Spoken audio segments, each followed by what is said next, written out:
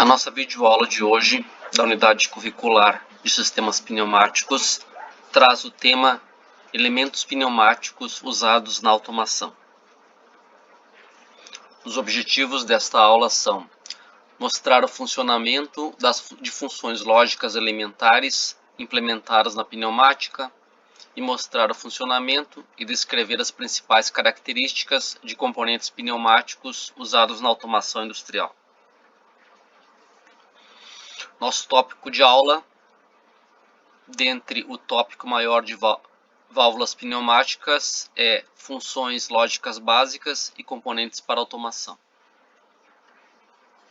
Vamos ver hoje os seguintes componentes: a válvula alternadora, a válvula de simultaneidade, o temporizador pneumático e o contador.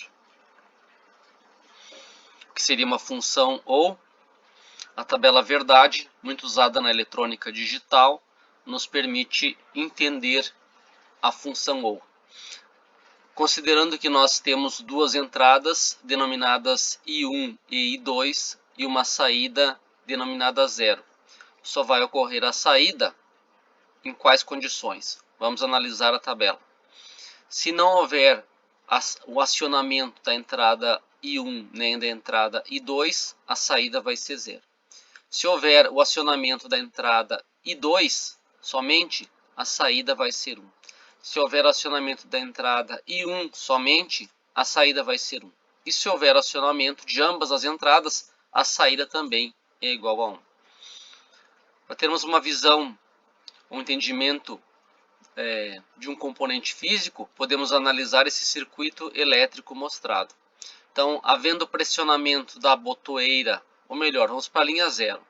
Não havendo nenhum acionamento, nem da botoeira S1 nem da botoeira S2, os contatos estão abertos, logo não passa corrente elétrica e a saída O ou H1 não recebe energia, logo a lâmpada H1 não acende.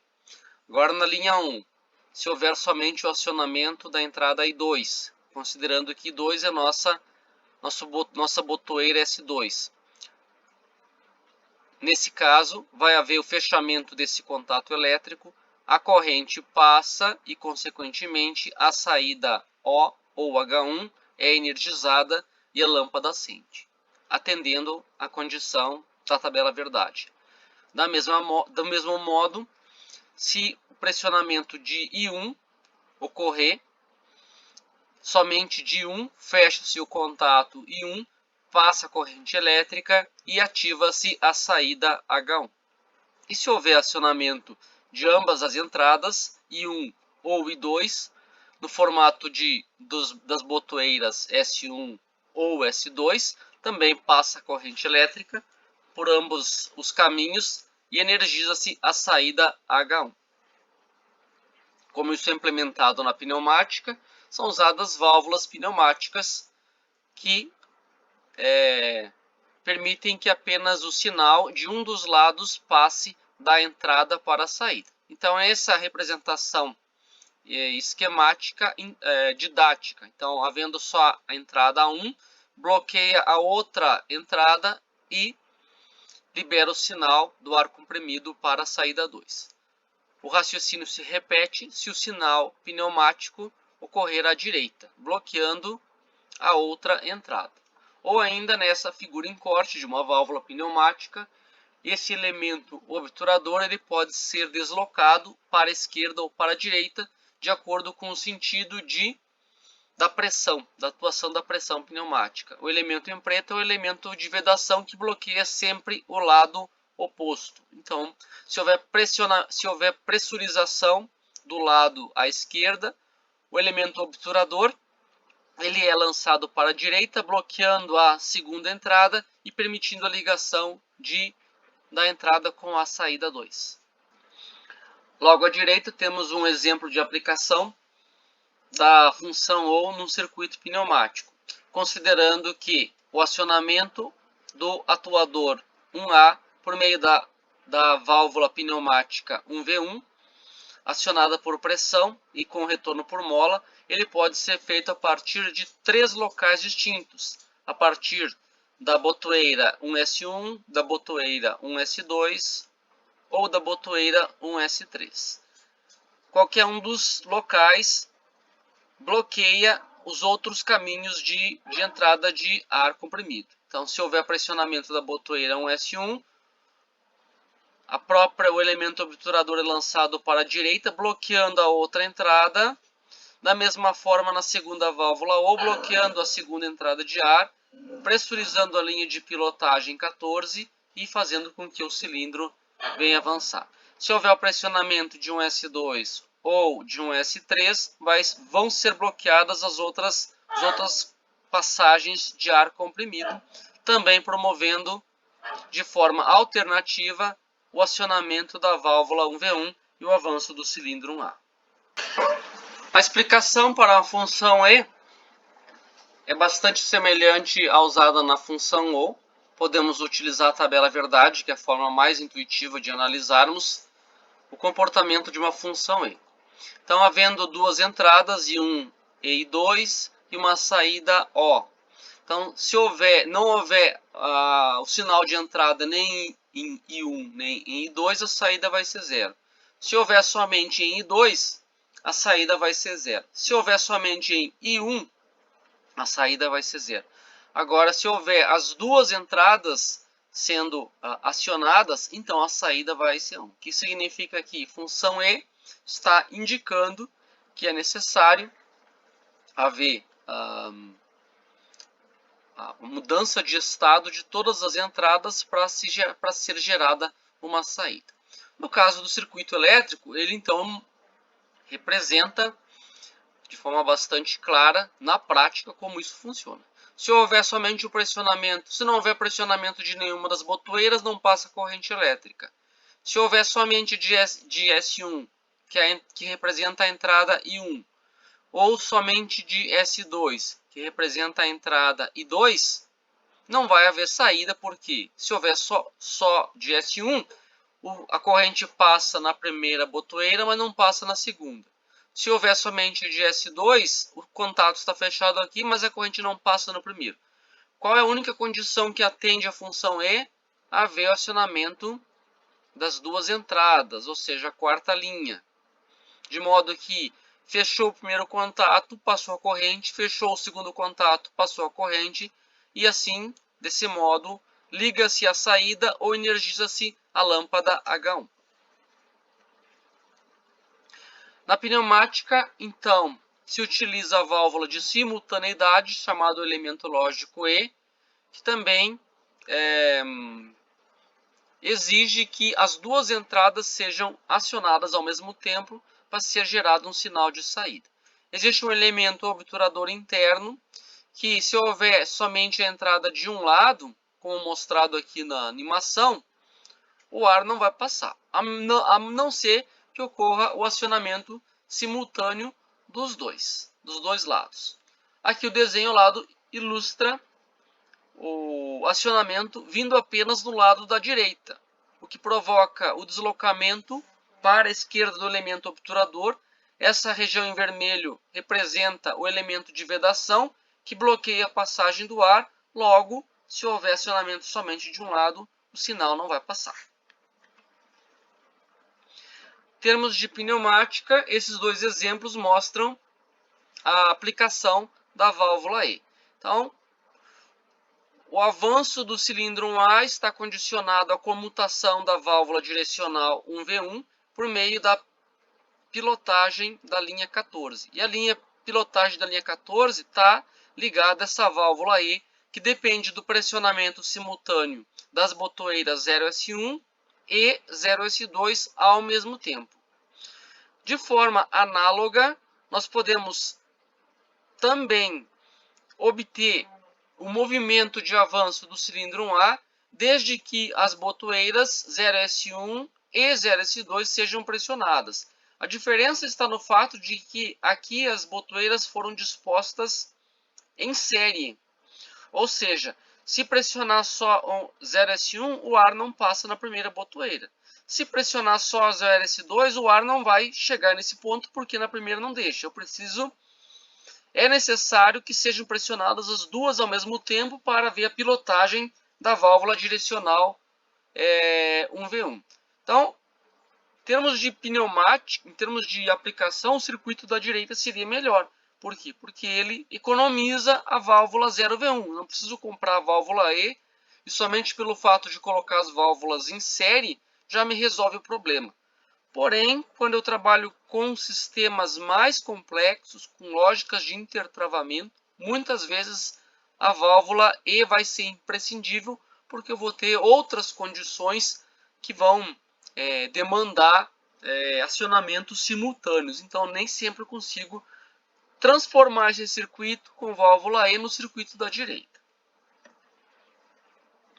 Ainda, seguindo o raciocínio do slide anterior, então é mostrada a condição em que as duas válvulas estão sendo pressionadas com a utilização da válvula E no circuito à esquerda e com a utilização das válvulas em série no circuito à direita.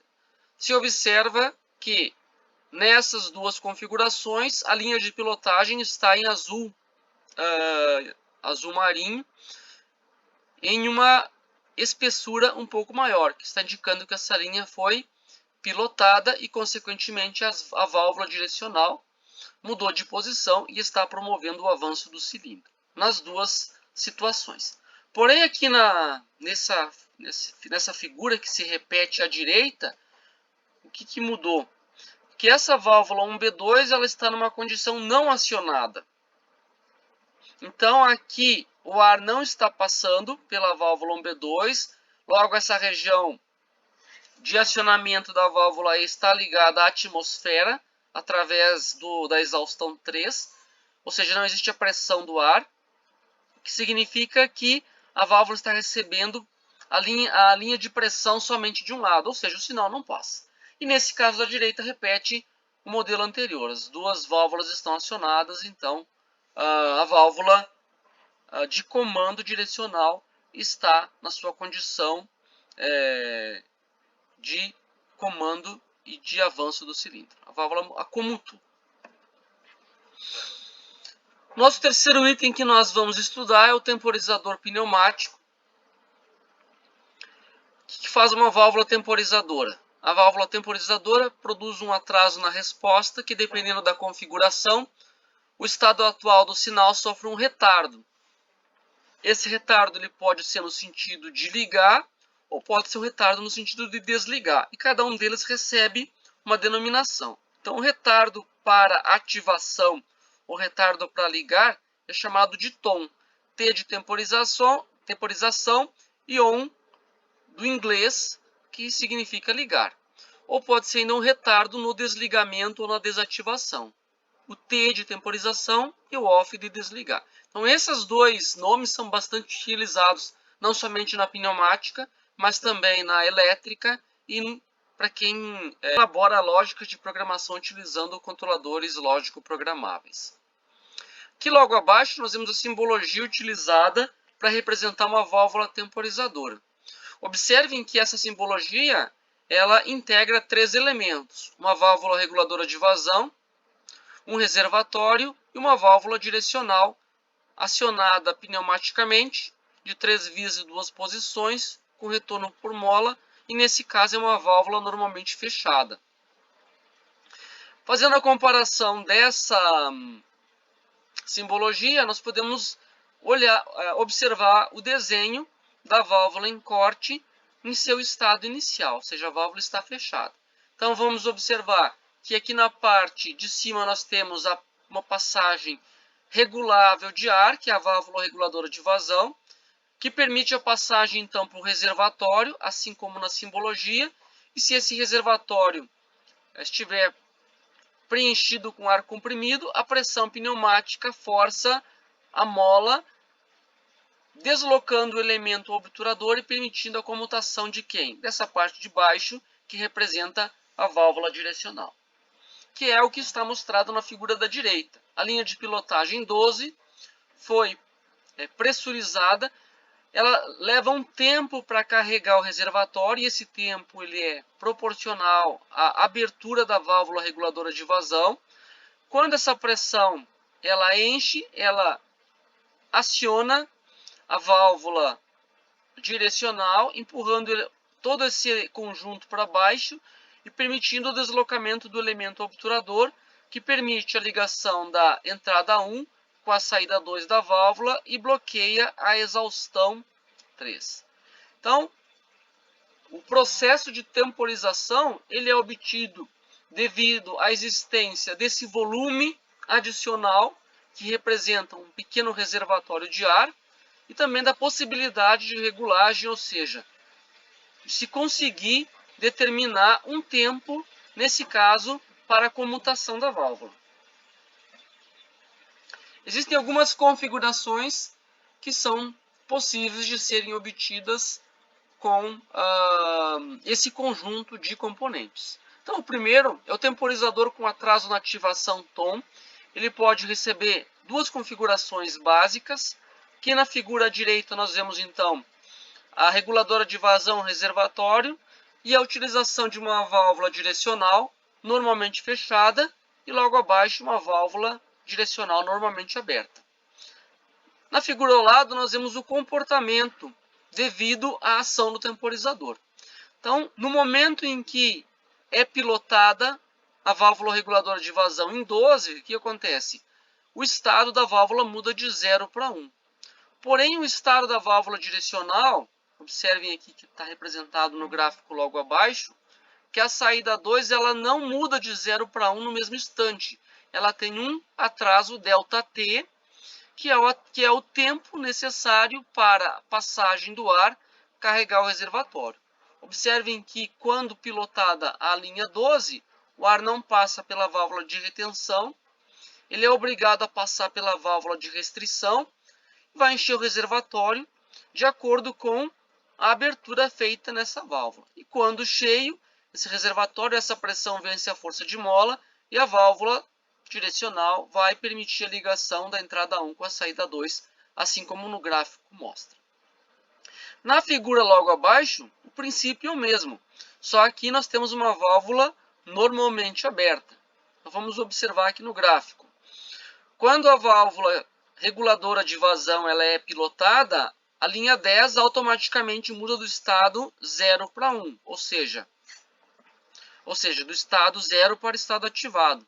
Porém, a válvula ela estava inicialmente acionada, por ser uma válvula normalmente aberta, estava no estado 1.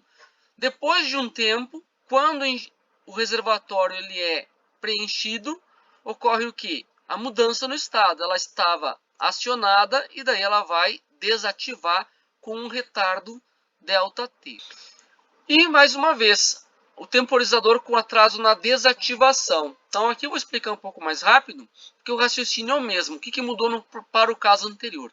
Mudou o sentido de operação da válvula de retenção. Ela foi invertida em 180 graus. De modo que, havendo a pilotagem da linha 12, ela muda de estado de 0 para 1 automaticamente e o ar não precisa passar pela restrição. Ele automaticamente passa livre pela retenção, enche muito rapidamente esse reservatório e comuta a válvula direcional. Então aqui na simbologia já está mostrando, ó, a linha de pilotagem mudou de 0 para 1, a válvula direcional já comutou também.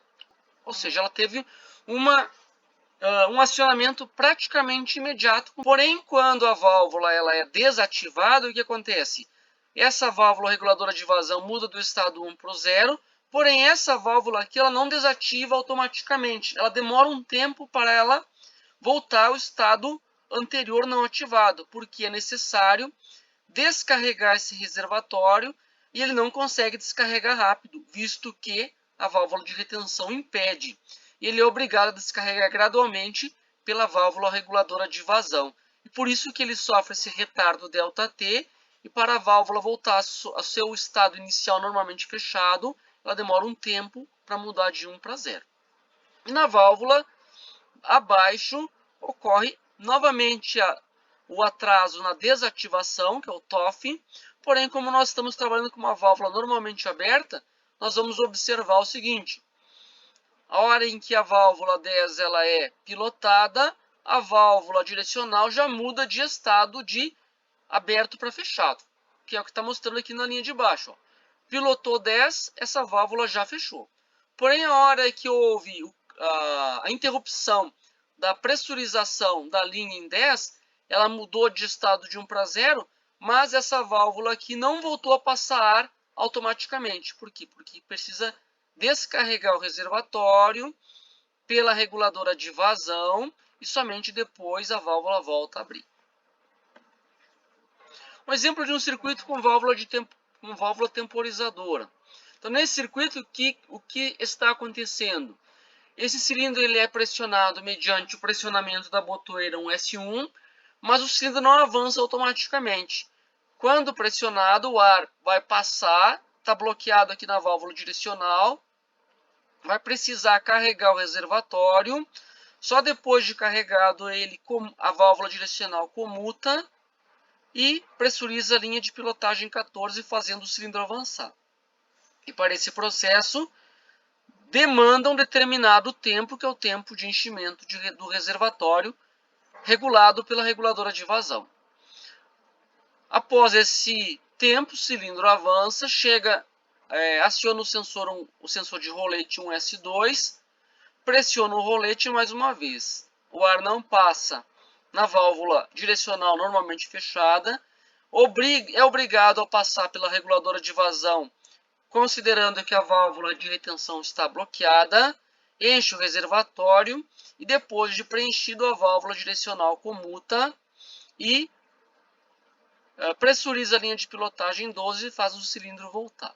Retornando à posição inicial, novamente é necessário acionar a botoeira 1S1 e o processo se repete indefinidamente. De modo geral, as válvulas colocadas elas produzem um retardo no estado em que o cilindro está recuado e depois quando o cilindro está avançado, ou seja, ele avança, permanece um tempo avançado, retorna, permanece um tempo recuado e assim por diante.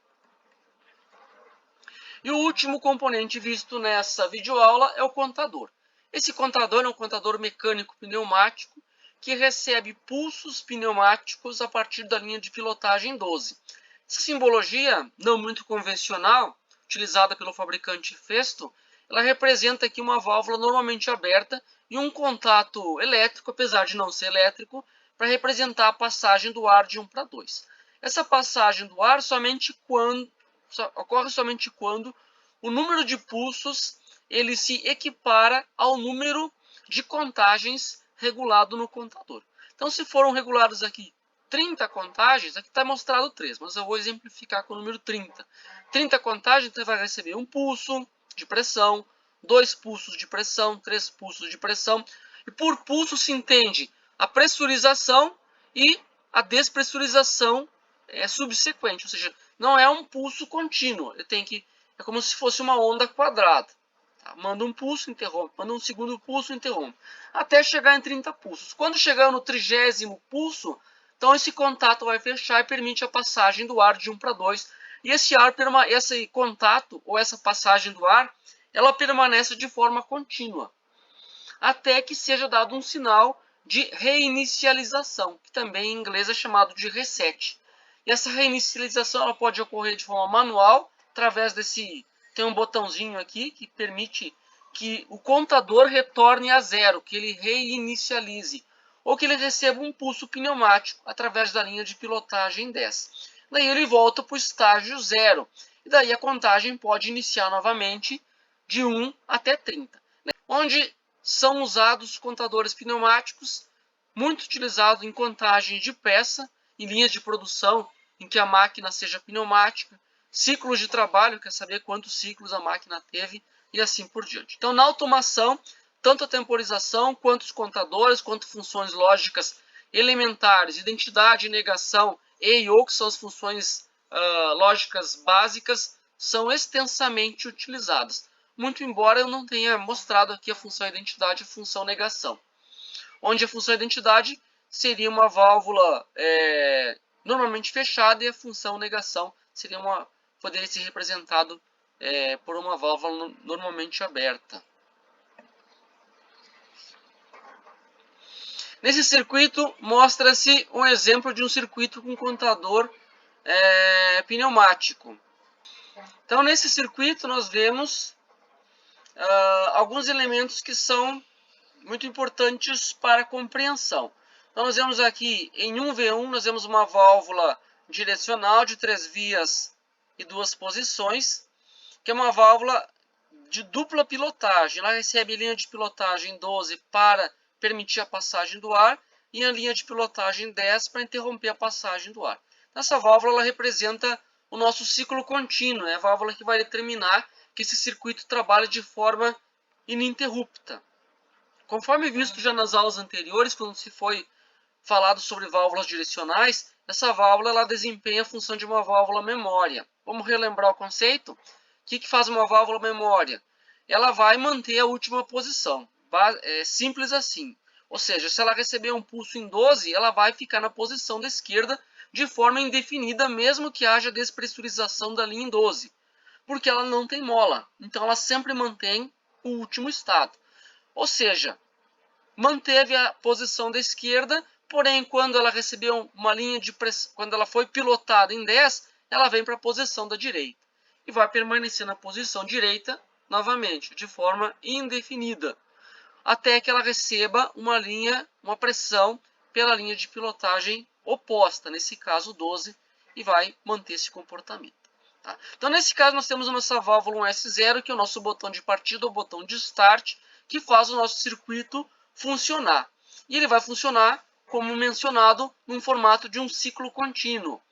Então, isso vai fazer essa válvula como está, permitir a passagem de ar, pressurizando essa válvula 1V2E.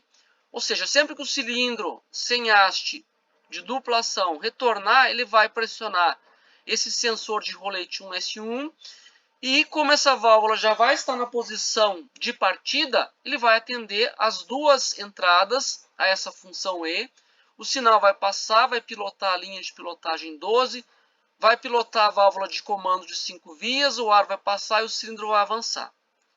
Chegando ao fim de curso, o cilindro vai pressionar o sensor de rolete 1S2, ele vai mandar o cilindro voltar, mas ao mesmo tempo ele vai mandar um pulso para o contador pneumático. E o contador vai então decrescer ou diminuir uma contagem. O cilindro vai retornar, vai chegar onde? Um S1. Quando chega em um S1, essa válvula está na posição já, por ser uma válvula memória, ela vai ficar nessa posição da esquerda, pressurizando continuamente essa linha da válvula E, e sempre que o cilindro voltar, o ciclo reinicia. Então, o cilindro chegou em um S1, mandou o pulso e o cilindro novamente avançou. Quando ele avançou, o ciclo se repete. A válvula 1S2 comanda o retorno e manda um segundo pulso, diminuindo mais ainda a contagem.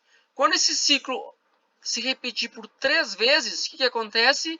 O contador vai então permitir a passagem de ar comprimido, vai mandar um sinal que nós estamos chamando o sinal de parada ou stop, vai pilotar a linha 10 e vai desligar essa válvula de ciclo contínuo. E o circuito vai parar. E vai parar até quando? Ele vai parar até que seja dado um sinal de reinicialização através da botoeira 1S3 ou botão de reset. Essas são as referências usadas na elaboração dessa nossa videoaula. Obrigado por assistir esse nosso vídeo que tratou do tema sistemas pneumáticos, funções lógicas e componentes para a automação. A nossa próxima videoaula vai tratar do tema sistemas eletropneumáticos.